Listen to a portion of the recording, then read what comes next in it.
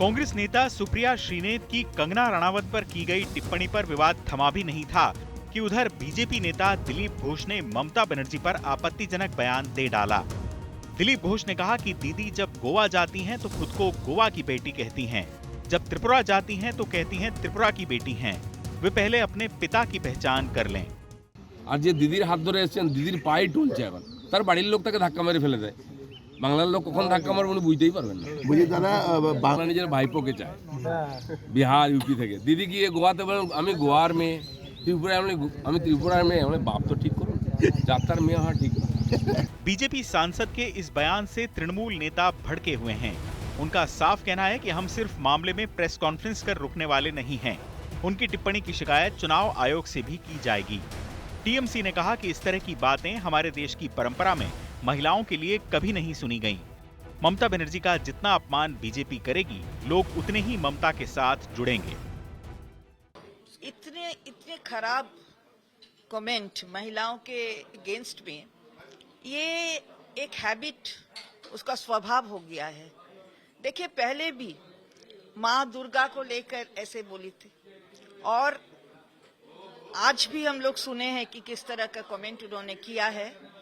उनका जो नेचर है, उसका बैकग्राउंड देख के पता चलता है किस बैकग्राउंड से वो आते हैं, तो वहीं से पता चलता है कि महिलाओं के ऊपर उनका कोई श्रद्धा भक्ति कुछ नहीं है। मैं एकदम श्योर हूं कि उनका जो माँ है, माँ ऐसी शिक्षा कभी नहीं देती। देखिए, आप दिलीप घोष खुद फ्रस्ट्रेशन में है।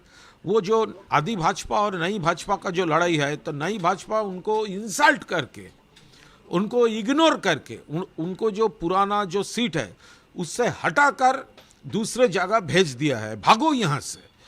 तो उससे वो जो इंसल्टेड, इग्नोर्ड फील किया है, इंसल्टेड फील किया, उनका तो दम नहीं है।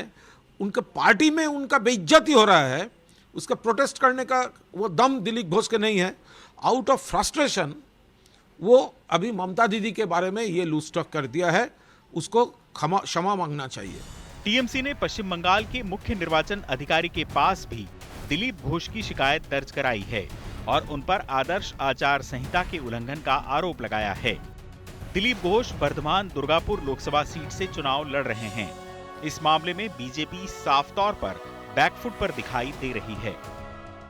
देखिए, इस बयान के संदर्भ में मुझे जानकारी नहीं है, मगर मैं इतना जरूर कहना चाहता हूं कि हम सब भारतीय जनता पार्टी के कार्यकर्ता और यह मानते हैं कि हर भारतवासी भारत मां का ही बेटा और बेटी है, और हम सब उस भाव में विश्वास रखते हैं, तेरा वैभव अमर रहे मां, हम दिन चार रहे न रहे। दिलीप घोष की टिप्पणी से बीजेपी का असहज महसूस करना लाजमी है। ऐसा इसलिए क्योंकि पार्टी संदेशखाली मामले के इर्द गिर्द अपनी राजनीति बुनकर पहले ही तृणमूल कांग्रेस पर महिलाओं का अपमान करने का आरोप लगा रही थी। इतना ही नहीं, दिलीप घोष के बयान ने पार्टी की परेशानी इसलिए भी बढ़ाई है क्योंकि बीजेपी कंगना रणावत के खिलाफ सुप्रिया श्रीनेत की बदजुबानी के मामले में पहले से हमलावर थी। सुप्रिया श्रीनेत का जवाब देते हुए कंगना रणावत ने भी कहा था कि हर महिला सम्मान की हकदार है। लेकिन इसी बीच दिलीप घोष ने ममता पर टिप्पणी कर रंग में भंग कर दिया। चुनाव आज तक।